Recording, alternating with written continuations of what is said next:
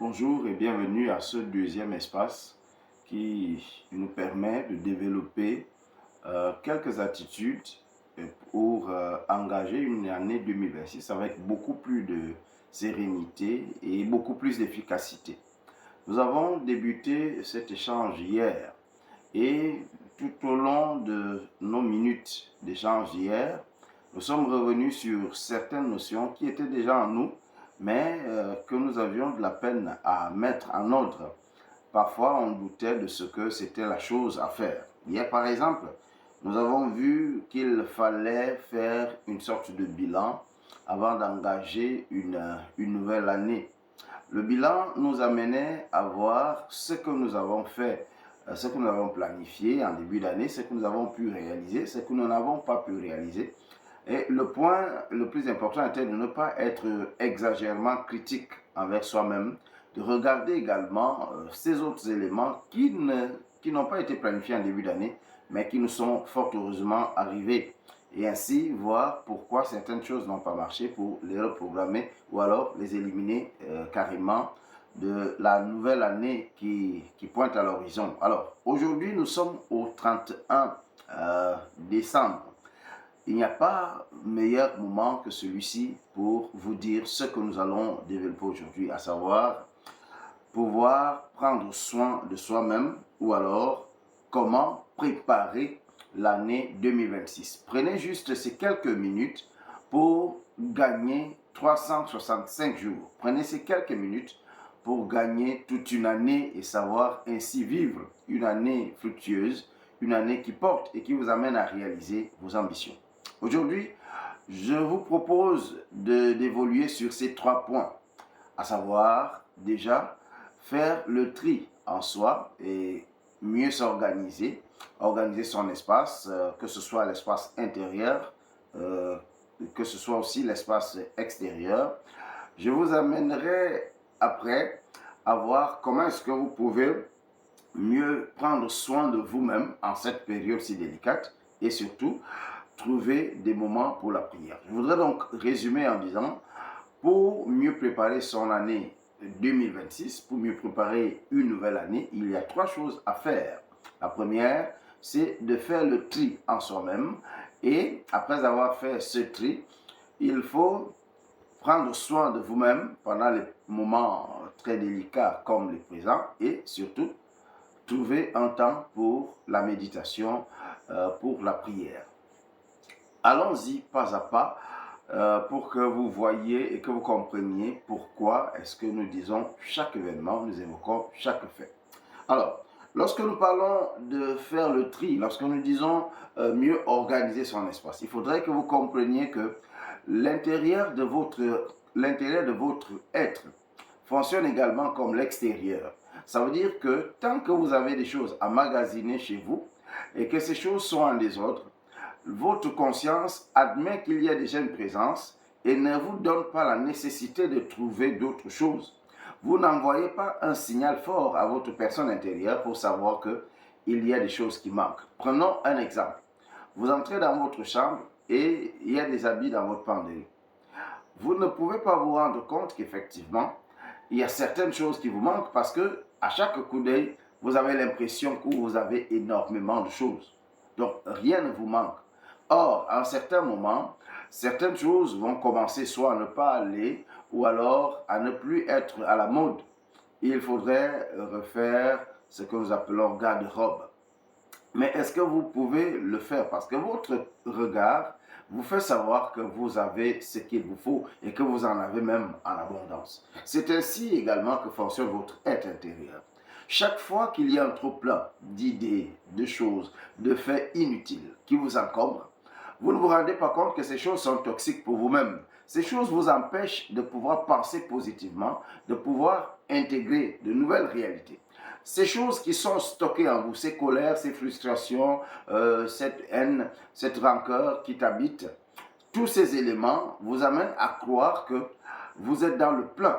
Et puis, vous ne trouvez pas suffisamment de force pour mettre de nouvelles choses. Alors, les choses inutiles, il faut s'en débarrasser, absolument. Et lorsque nous parlons de choses inutiles, nous voulons parler, par exemple, de tous ces éléments qui sont d'abord physiques et ensuite qui sont spirituels ou bien qui rentrent dans le domaine de l'immatériel. Commençons donc par l'aspect physique. Débarrassez-vous des choses inutiles. Ça vous permettra de créer un nouvel espace de vie. Que dire de manière concrète? Vous avez des vêtements qui ne vous vont plus, ou bien qui ne sont plus à la mode, ou bien que vous ne portez plus depuis longtemps. Vous avez des outils chez vous, des articles chez vous que vous n'utilisez plus depuis très longtemps. Prenez ces éléments et faites des dons. Faites des dons à ceux qui n'en ont pas. Faites des dons à ceux qui en ont véritablement besoin. Ça va libérer votre espace vital et ça va vous montrer qu'il y a un manque. Ce manque-là devrait être comblé et c'est à partir de là que vous allez commencer à voir la nécessité de vous battre pour avoir de nouvelles choses. Débarrassez-vous de tous ces éléments qui sont physiques, qui sont là et qui encombrent votre maison, qui encombrent même votre espace de travail. Réorganisez votre espace de travail de sorte que vous ne perdez rien. Nous sommes le 31 décembre. Aujourd'hui, faites cet exemple-là, faites cet exercice. Prenez, rentrez dans votre chambre et regardez la position qu'occupe votre lit depuis des années. Alors, changez la position de votre lit. Changez par exemple la position de votre armoire, de votre table de chevet et ainsi de suite. Créez, vous allez vous rendre compte que vous êtes dans un nouvel espace, comme si vous avez déménagé, et cela va vous apporter une énergie positive que vous ne pensiez pas pouvoir tenir. La même chose dans votre salle, la même chose dans votre bureau. Essayez de modifier la position des meubles, essayez de modifier la position de l'ordinateur, de tant de choses que vous utilisez, et ainsi de suite. Vous allez créer quelque chose de nouveau, et ce nouveau va vous apporter de l'énergie pour que vous puissiez avancer. Ça va de soi aussi avec les éléments qui sont en vous. Ça veut dire que vous avez accumulé tout au long de cette année de la colère, vous avez accumulé de la rancœur, vous avez accumulé des frustrations, vous avez aussi eu des joies. Tous ces éléments sont en vous et ont conditionné votre être en 2025. Pour entrer en 2026 et pour vivre une nouvelle année, débarrassez-vous de ces choses qui sont inutiles. Votre colère ne changera pas ce qui a été fait. Votre frustration ne changera pas ce qu'on vous a fait. Votre rancœur ne changera pas que vous avez été blessé. Apprenez donc à vous débarrasser en vous-même de ces éléments inutiles. Passez à autre chose, pensez à quelque chose de nouveau. Pensez à une nouvelle année qui vient avec quelque chose d'autre que vous n'aviez pas. Et là, vous allez commencer à vous vider l'esprit, vous vider de ces éléments qui vous encombrent et qui vous empêchent de penser nouveau. Et enfin, retenez ceci, lorsque l'intérieur change, l'extérieur aussi va changer. Et cela, c'est vice-versa. Si vous changez votre personne intérieure, votre personne interne, alors votre personne extérieure également va changer et va trouver que c'est neuf. Si vous changez votre cadre externe, alors votre personne intérieure va voir du nouveau et va pouvoir évoluer. Je voudrais que vous compreniez que c'est très important. Nous disons, nous sommes le 31 décembre. Recensez tous ces éléments qui ne vous sont plus utiles ou alors que vous n'utilisez plus depuis tant d'années. Et je sais que vous en avez dans vos penderies, dans vos armoires, dans vos bureaux, et ainsi de suite. Recensez ces éléments, faites des dons. Ceux que vous voyez faire des dons partout, ils ne le font pas seulement parce qu'ils veulent se pavaner. Ils créent de l'espace. Et c'est ça le premier pas pour réussir une nouvelle année. Ils créent de l'espace. On a l'impression qu'ils sont un peu trop charitables, qu'ils font cela pour aider les autres. En réalité, ils s'aident d'abord eux-mêmes. Apprenez à vous aider vous-même, en vous débarrassant de ces choses inutiles que l'on voit et même ce qu'on ne voit pas qui est en vous comme colère, frustration, échec de l'année passée, parce que les ruminer en vous-même ne va rien changer. Et surtout, recréer donc un nouveau cadre en modifiant la position des choses, en modifiant ce que vous avez déjà. Vous allez prendre soin de vous-même. Et c'est le deuxième point que nous voulons développer avec vous ce matin. Apprenez à prendre soin de vous-même. Cette période est délicate. Aujourd'hui, par exemple, il y aura des aspects festifs, on va sortir, on va s'amuser ici et là, on va un peu on va se dire, bon, j'ai passé une année assez difficile, j'ai quand même pu voir le 31, il faudrait que je me détende, que je m'éclate, que je fasse ceci ou cela. Voilà, c'est généralement cela qui nous habite et qui nous amène à faire un certain nombre de choses. Rappelez-vous de ceci. le 31 décembre est un jour assez délicat. Il faudrait prendre soin de soi. Et prendre soin de soi voudrait dire ne donnez pas trop de temps, trop de place à l'agitation. Prenez ce temps pour faire un peu une sorte de pause dans votre vie et passez ou alors pensez à ce qui est mieux pour vous. Prenez soin de vous voudrait dire ici, arrêtez-vous aujourd'hui, regardez ce qui a été fait, comme nous l'avons dit hier, mais surtout, regardez ce qui est mieux pour vous. Entre sortir et aller rentrer dans des circuits de beuverie et autres, et rester par exemple chez vous à, à échanger avec vos enfants, avec vos proches, entre aller à l'église prier et aller s'asseoir dans des bistrots et faire un certain nombre de choses. En fait, trouvez ce qui est bien, trouvez ce qui est mieux et accordez-vous à cela ou alors contentez-vous de cela. Prenez cela en considération parce que les excès d'aujourd'hui peuvent vous amener très loin. D'abord, financièrement, ça coûtera.